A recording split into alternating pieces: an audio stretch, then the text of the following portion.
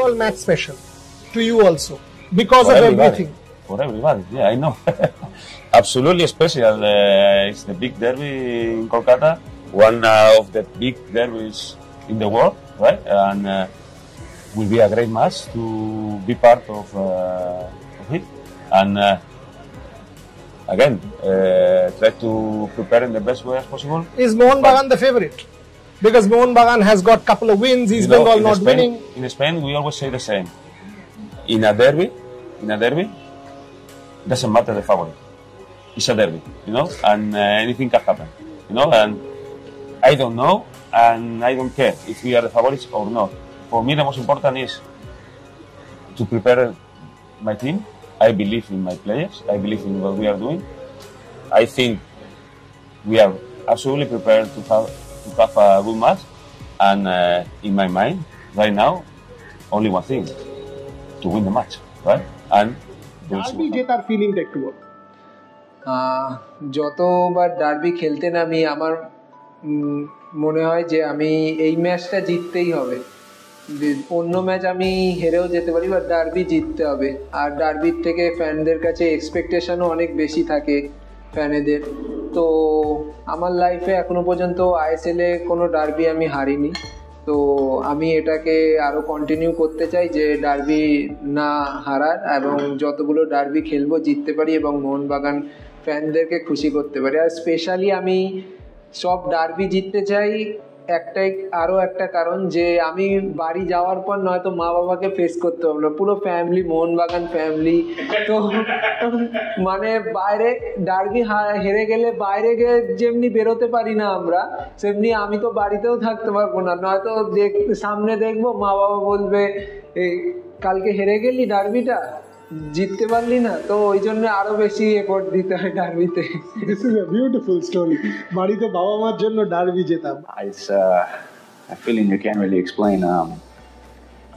You just go crazy getting the energy from the fans, and I don't know. I don't plan anything in particular to celebrate if I was to score in a derby, but I've managed to score in a few, and I don't know. I just give it all out back to the fans. Most memorable wins will have to be the derby, and that score, the goal that you scored in the derby. And for all of us, I mean, every Mohun Bagan fan will say that is special. Your thoughts on that particular goal and scoring in the derby? Yeah, well, look, I missed all of pre-season through quite a serious injury that caused me a lot of pain, and I didn't think I was going to play, the first maybe 10 games. So to know that I was playing in these big fixtures, and you could see the fans around the streets all talking about the derby on the 19th, the derby, and obviously I was getting to a point where I was fit enough to play, and the week before I'd scored against Mohammedan with my head, which is something that has caused me problems. And yeah, look, it's a fixture that's the biggest in India, one of the biggest in Asia. I've watched it previously before I'd signed for this football club, and it was just an amazing feeling to be a part of a derby game, but to get us off the start with a nice goal, and yeah, many more derbies to come, and you can't be playing in front of 60,000. You've played around the world. Yeah, how will you compare it? Honestly, it's up there. For me, it's one of the best. I think Jamie said it's one of the best in Asia. And for me, it's massive. It's really such a good game. Both sets of fans there to support their teams, give 100%. And luckily for us, we came out with the victory, which made it even more enjoyable after. In matches like this, like the derby, is there a kind of a special thing? Yeah, you have that, that extra fire in the belly. You don't want to let them down, because it's for them. This one game that is for the fans. They support you every week. They come home and away. The away support we've had this season as well, I didn't realise they would travel so far. So to get the win in derby was massive. I remember when I first came, I think I went to the mall, and then that's all the fans would say: "You must win the derby. You must win the derby." But I know this feeling because I've played in games. I played in games Celtic, Rangers, Aston Villa, Birmingham. I've played in these games before, and it's massive for the fans. I know what it means for them. So to get the win, and then obviously we have another one on the 11th of January, which I'm obviously excited about again. So hopefully we can keep on going.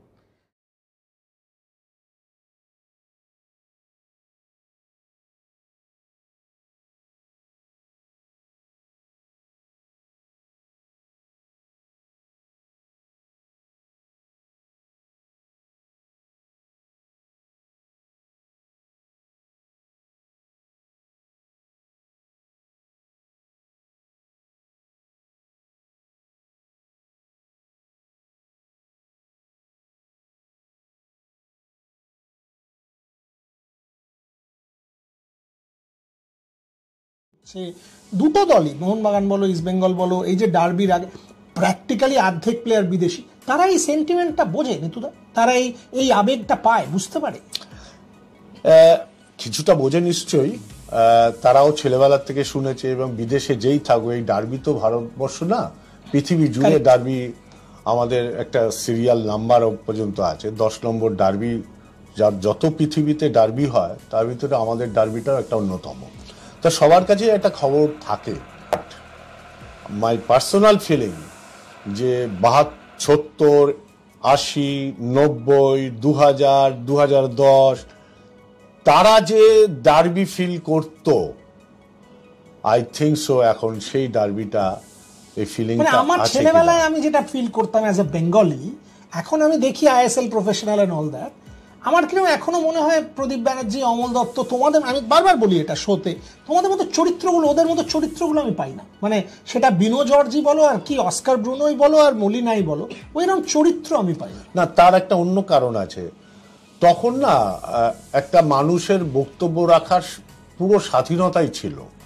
এখন স্বাধীনতা নেই এ কথা বলছি না, কিন্তু এখন অনেক মার্জিত কথা বলতে হয়, নতুবা লিগ কমিটির আওতায় পড়তে হবে, তার একটা নির্দিষ্ট গঠন আছে, তার বাইরে যেতে পারবে না, এরকম বেশ কিছু জিনিস আছে যেগুলোর থেকে তখন থেকে এখন একটা কঠিন সাবজেক্ট হয়ে দাঁড়িয়েছে আমার মনে হয়। তা অনেক মার্জিত কথাবার্তার মাধ্যমে রাখতে হয়। আমাদের কাছে না এটা মন্দির, আমরা এটা ফিল করি যে আমরা শিখেছি এরকম যে মন্দিরের পূজারী হয়ে এখানে আসতে হয়, আমাদের কাজ পুজো করা। আর এই চাপের কথা বলছো, আমি চাপটা প্রায় 35 বছর আগে ফেলে এসেছি। আমার কাছে কোনো চাপ নেই, না ইলেকশনে জেতার চাপ থাকে, না প্লেয়ার তোলার চাপ থাকে, না বাজেটের চাপ থাকে, না ম্যাচের চাপ থাকে।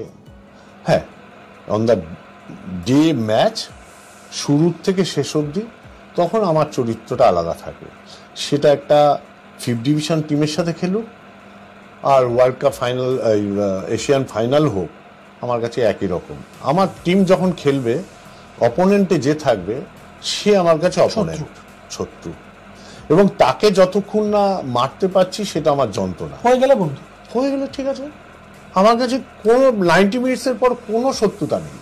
তো এই যে ডার্বি, এই যে প্লেয়াররা বলতো, তুমি যে কোনো প্লেয়ার শোনে যে ইস্টবেঙ্গলের ড্রেসিং রুম যে একবার ইউজ করেছে সে পৃথিবীর যে কোনো জায়গায় খেলতে পারবে। কেন? আমার ড্রেসিং রুমটা আমার ইএসপি।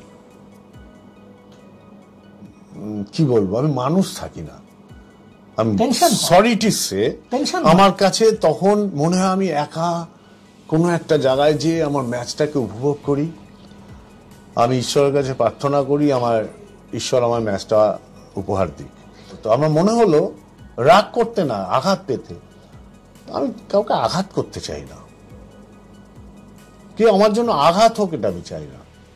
লড়াই হোক, যে জিতবে জিতবে, কিন্তু আমি তোমাকে আঘাত করতে চাই না।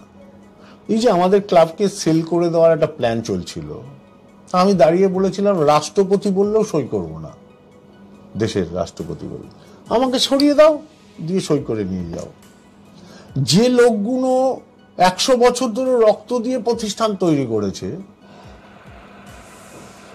যা আমার ঠাকুর দাদা বলো, বাবা বলো, তাদের পূর্বসূরীরা বলো তৈরি করেছে, আমরা একটা সই করে দিয়ে দেবো।